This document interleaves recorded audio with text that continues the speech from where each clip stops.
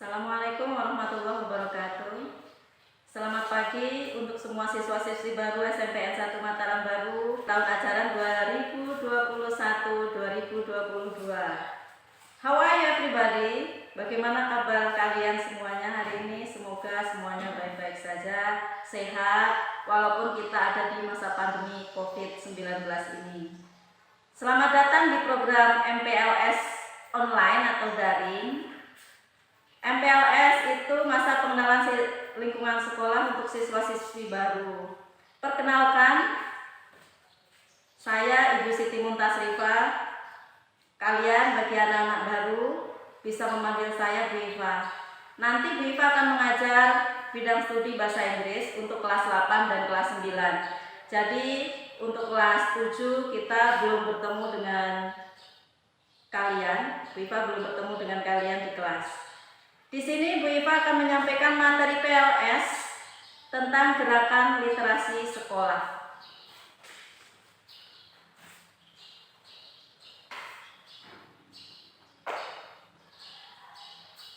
Apa itu literasi sekolah? Literasi sekolah secara umum pengertiannya adalah kemampuan individu untuk menggunakan segenap potensi dan skill yang dimiliki dalam hidupnya. Tujuannya untuk apa? Tujuannya untuk menciptakan individu yang mampu menerapkan segala keahlian dan kemampuan yang dimilikinya dalam hidup ini. Atau mungkin ada pengertian lain tentang arti literasi, yaitu kemampuan dan keterampilan individu atau siswa dalam membaca, menulis, berbicara, menghitung, memecahkan masalah pada tingkat keahlian tertentu yang diperlukan dalam kehidupan sehari-hari. Itu arti umum tentang literasi. Klasifikasi literasi atau ada 6 literasi dasar yang harus seseorang atau siswa punyai. Yang pertama yaitu literasi bahasa, yang kedua literasi numerisasi, yang ketiga literasi sains, yang keempat literasi digital, yang kelima literasi finansial, yang keenam literasi budaya dan kewarganegaraan. Apa sih itu literasi bahasa? Literasi bahasa secara singkatnya atau secara mudahnya itu kita bisa membaca dan menulis. Saya yakin kalian siswa-siswi itu sudah kelas 7. Saya yakin kalian itu sudah bisa membaca dan menulis. Karena di SD, di tingkat dasar kalian itu sudah diajari bagaimana cara membaca dan menulis. Dari semua bidang bahasa, bisa bahasa Indonesia, bisa bahasa Lampung, atau bahasa Inggris.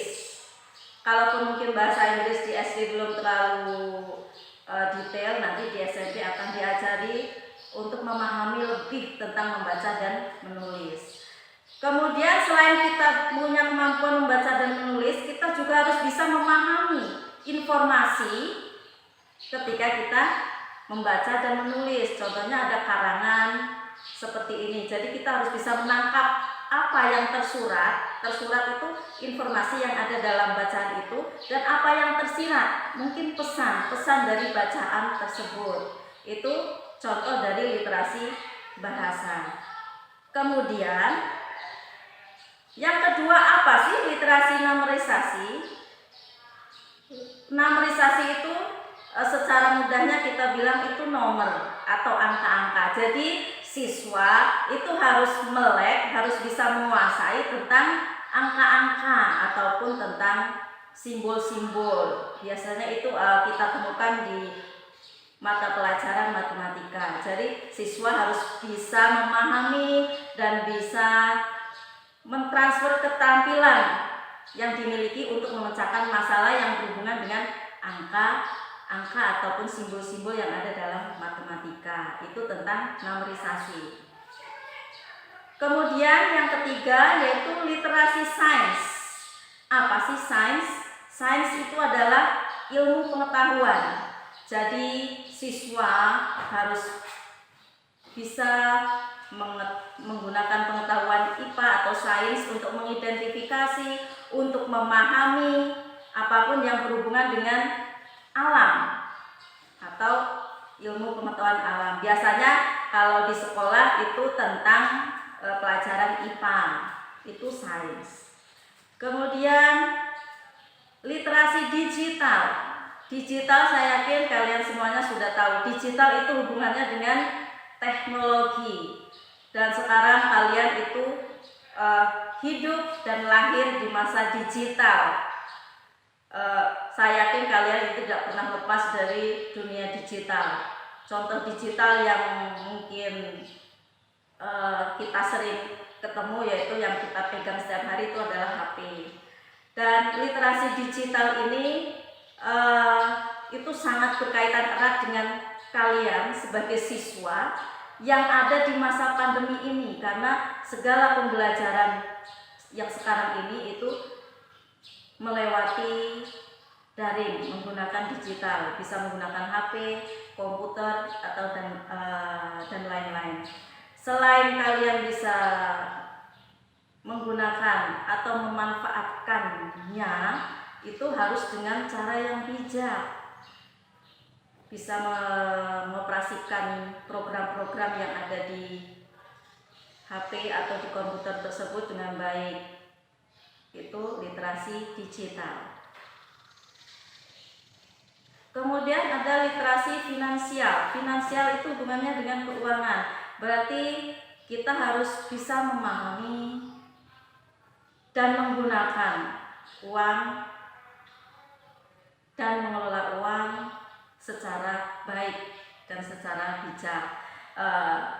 Kalau untuk siswa mungkin secara mudahnya belajar menabung di sekolah itu cara menggunakan uang dengan bijak, atau mungkin bagaimana kita menginvestasikan atau mensedekahkan uang kita, itu adalah cara menggunakan uang dengan bijak. Itu contoh di kehidupan kalian sebagai siswa.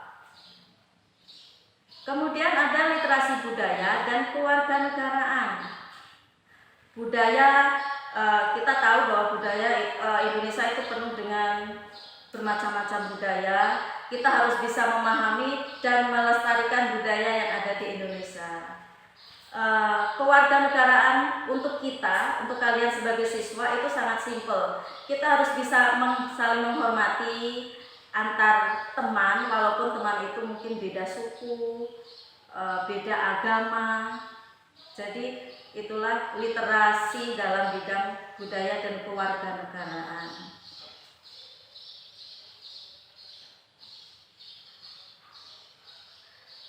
Itu pengertian dari literasi untuk sekolah, literasi sekolah.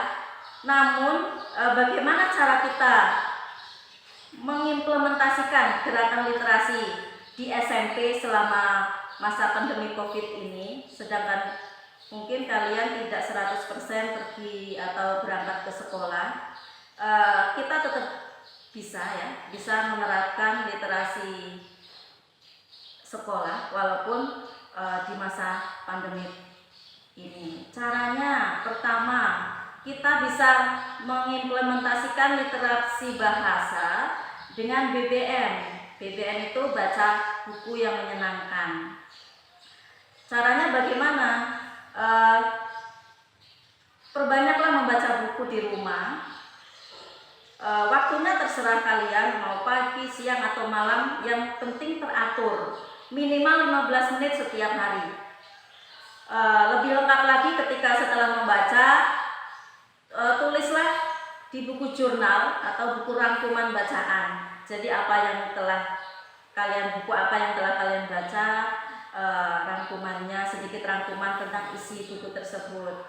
Buku-buku itu bisa buku bacaan umum atau buku mata pelajaran yang bisa kalian dapat dari koleksi kalian sendiri. Mungkin kalian punya buku-buku di rumah, kalian bisa membaca buku-buku umum ya, buku-buku umum di rumah, kalian bisa membacanya.